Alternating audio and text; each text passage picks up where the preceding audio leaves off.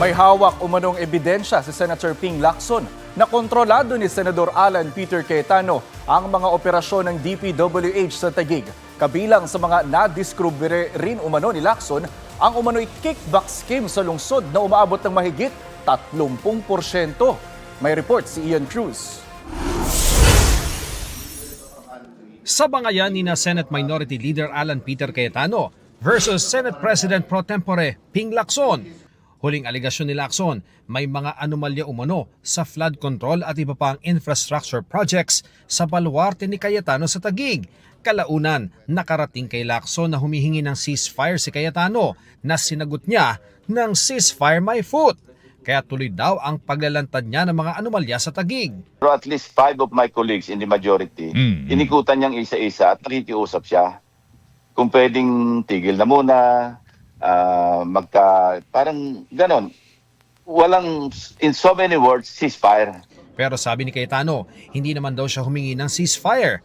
Sabay inalmahan ang pagkukumpara ng mga proyekto sa Taguig sa ghost at substandard projects sa Bulacan. Yung sinabing we are worse than Bulacan. No, napakalaking ba yung pondo sa Bulacan sa isang distrito lang yon, times 5 ba? Kaso sa Taguig. Tapos sa Taguig yung pondo kasama naman diyan mga kalye, kasama diyan mga multi-purpose buildings, school buildings, at sa Taguig makikita nyo gumaganda ang buhay ng mga tao. I really don't mind the investigation. Basta patas lang. Pero sabi ni Lacson, may mga ebidensya raw na magtuturo na kontrolado ni Cayetano ang operasyon at iba pang aktibidad ng Department of Public Works and Highways o DPWH sa lungsod. Kasi pag hindi sumunod yung district engineer, pinapalitan. At saka pinapanakot niya. At nangyayari talaga. Kaya yung district engineer, parang tau-tauhan. Sabi pa ni Lacson, sa tulong ng mga informante, nabuo na nila ang money trail kaya sinimulan na nilang isumite ang mga nakalap na ebidensya sa Office of the Ombudsman. Isiniwalat ni Lacson ang umano'y kickback scheme sa Taguig na umaabot daw ng 33% kada proyekto kaya walang nagawa ang mga kontraktor kundi gawing substandard o ghost ang kanilang proyekto sa lungsod. Dokumentado lahat ito, hindi ito yung chismis, hindi ito yung sabi-sabi. Meron kaming contract ID, kumpleto yon. Meron kaming progress billing, may mga petsa yan, kumpleto.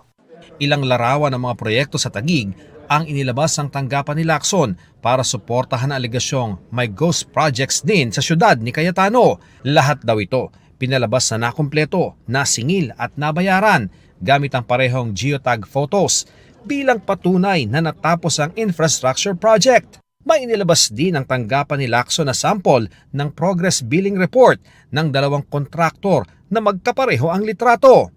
Pero ang petsa ng report ng kontraktor A ginawa noong March 31, 2025, habang June 16, 2025 naman sa kontraktor B. Malaki raw ang budget dahil may insertion umano sa 2025 budget si Cayetano. Malaki yung halaga. Ang na-insert niya kasi sa 2025 pa lamang na GAA, 6.795 billion pesos. Sa kanya pa lang yan.